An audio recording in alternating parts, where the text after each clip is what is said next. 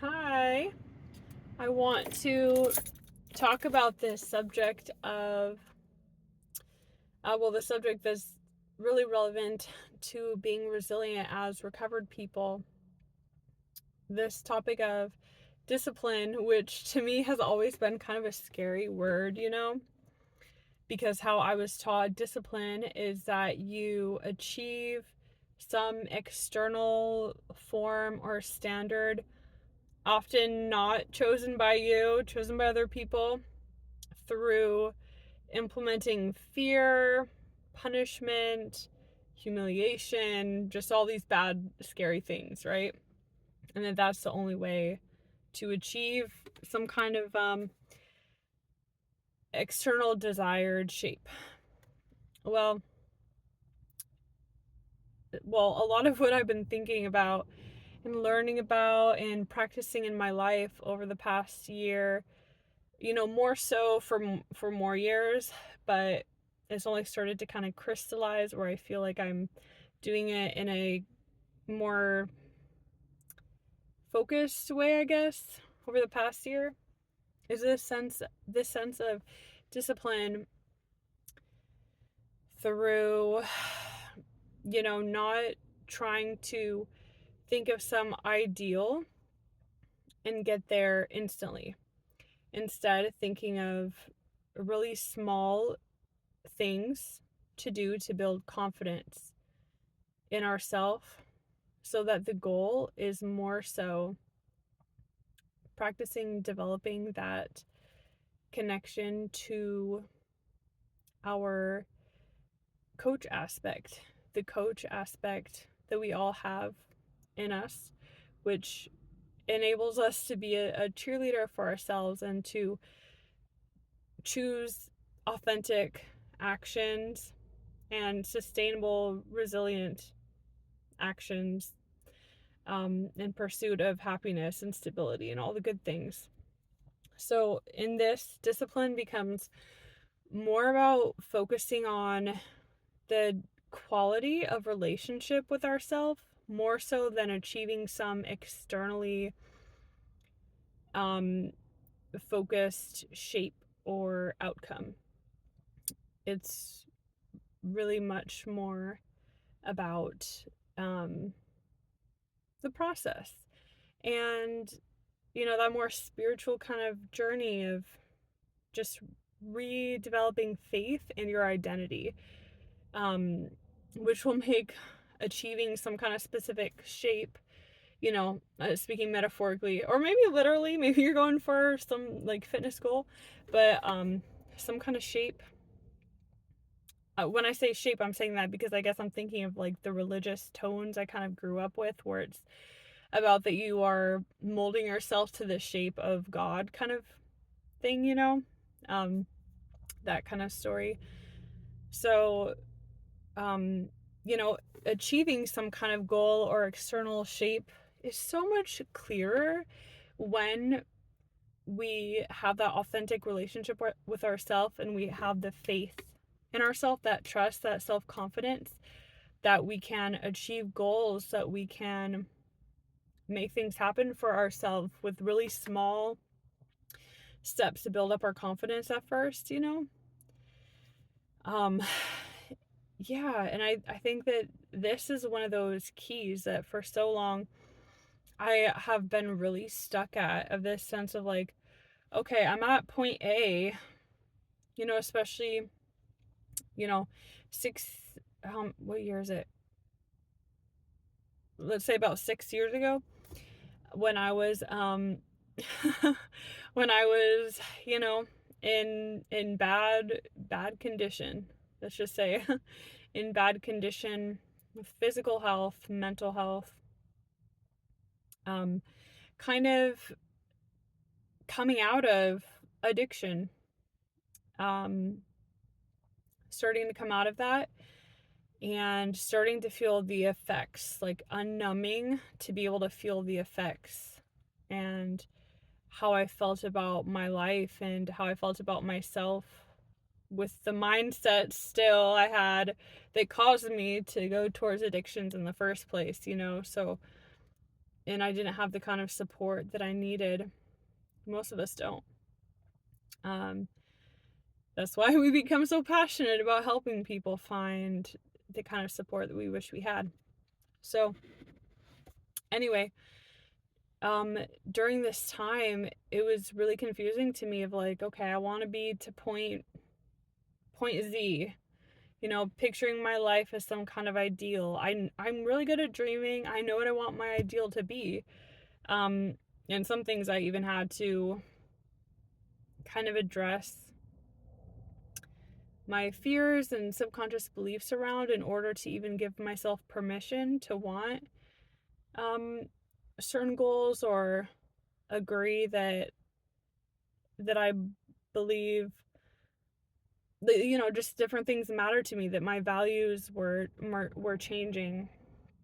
And it was really painful as I admitted my values were changing, like having values of physical cleanliness and comfort and financial stability and physical health, and all these things that I used to be like, oh, I'll just make all these sacrifices because it's what I need to sacrifice in order to be free and safe. And to me, free and safe was being alone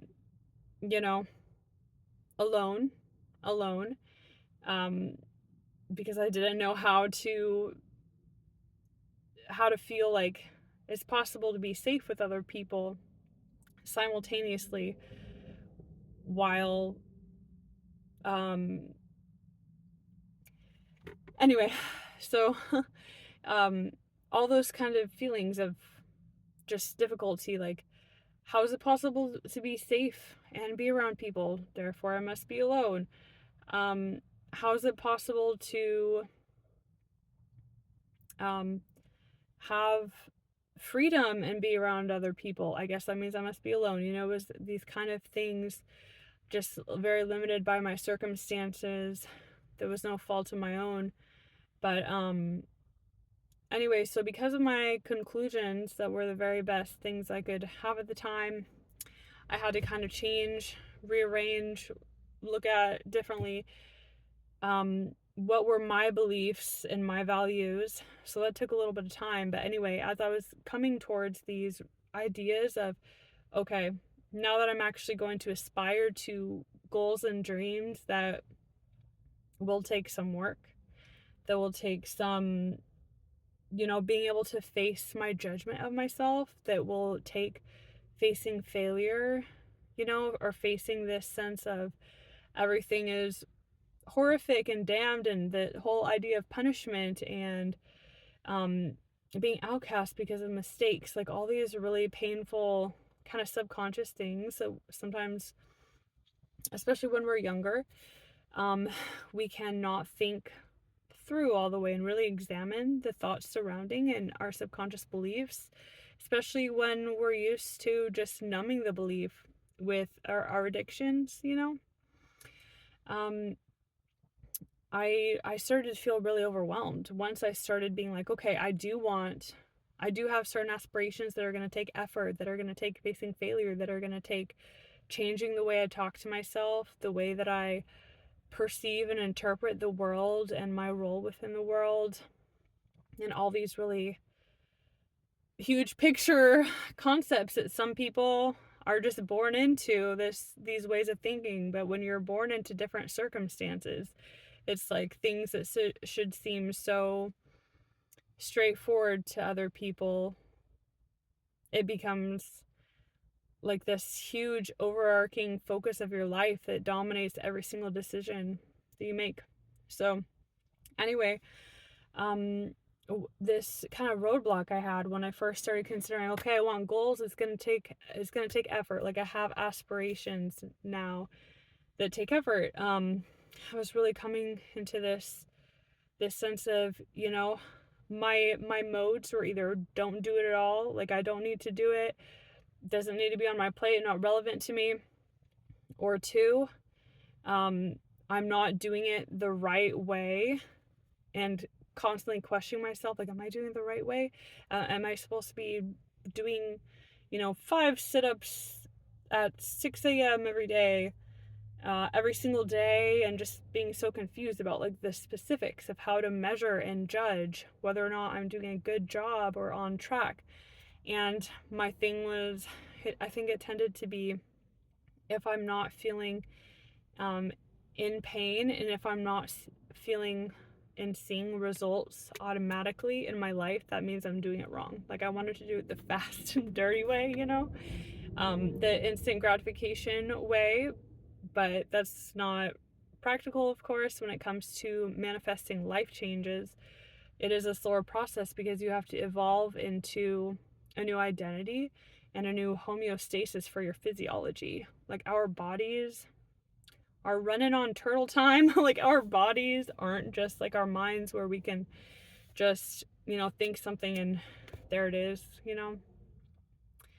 Our bodies can become perfect in an instant, for example, when we change our thoughts. Our life can become beautiful and magical and helping us instantly when we change our thoughts, but it won't conform to some kind of mold that it isn't. Some kind of external physical manifestation. It's not going to do that instantly. So, because of my impatience, trying to do it that fast and dirty way, I, just from the examples and reference points I had growing up, I was like, the only way is to shame myself, be hard on myself, keep on looking at things that prove to myself that I'm not worthy, that I have to want it more, that I'm not doing good enough, all these kind of things, that it just makes the process so much more difficult, so painful, to the point that you can start, and I experienced this, starting to be averse to doing things, like averse to stretching, to exercise, to feeling my body, averse to trying to learn new things, averse to learning skills, like, I don't know, I'm thinking like sewing. I'm trying to remember things that I've done, and there's a difference between just something not being relevant and not having an interest in it, and then actually being interested but feeling averse because you're terrified of that learning process and that sense of you don't know how to gauge if you're doing it right, and afraid of humiliation from the external people around you or people condemning whatever you're trying to do because you are doing that in your head yourself. So being afraid you're going to be knocked off track because of other people's thoughts about what you're doing. And this kind of focus has really haunted me throughout my life, and I think it has prevented me from everything from financial stability, jobs, being in relationships with people who were deserving of what I brought to the picture. And or let's just say compatible relationships. But if you've been in abusive dynamics, then you can understand what that feels like from that perspective. And just this sense of I got kind of distracted there. My mind started going on another tangent, but it just prevented me from it completely dominated the trajectory of my life.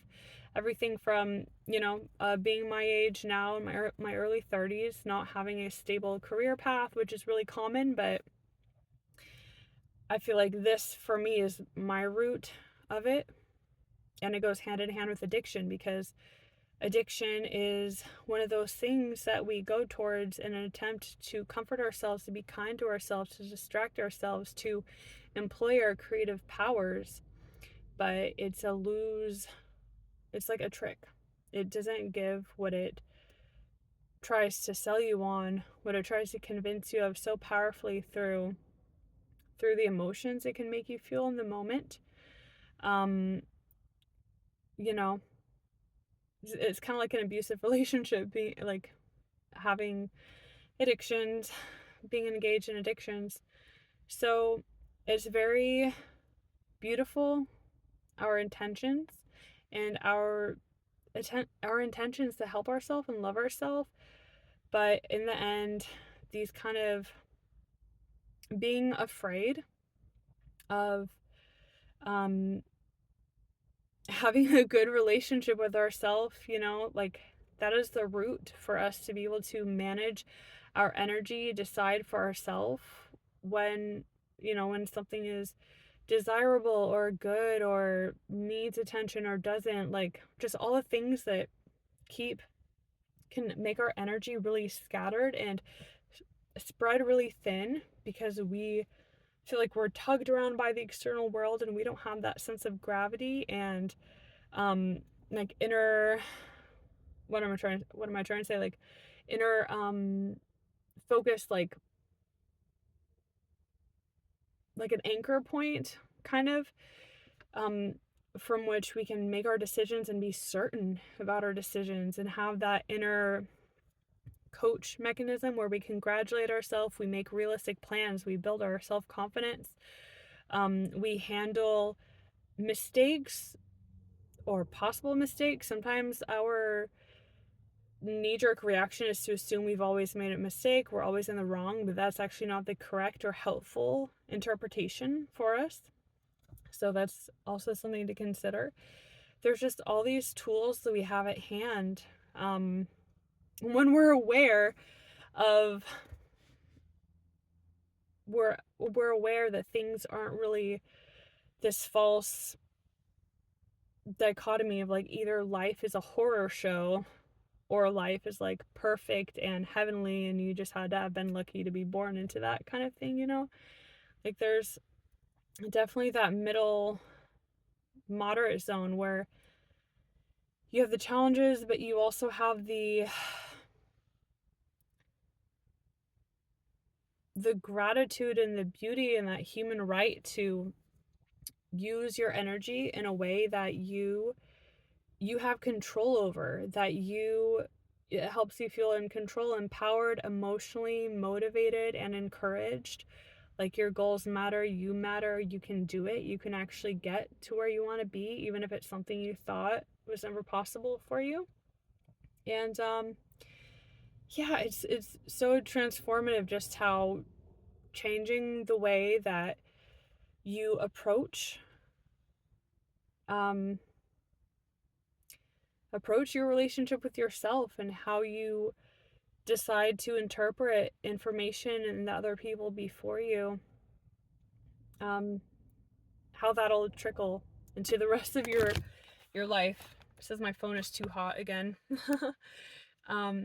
So yeah, I guess I'm just really feeling it today, like how powerful and beautiful it is that our minds are so powerful to be able to process and understand things differently and have that certainty, have that thing where your mind is a solace for yourself and you do coach yourself along your goals and like planning things so that you make sure you have encouragement and you are building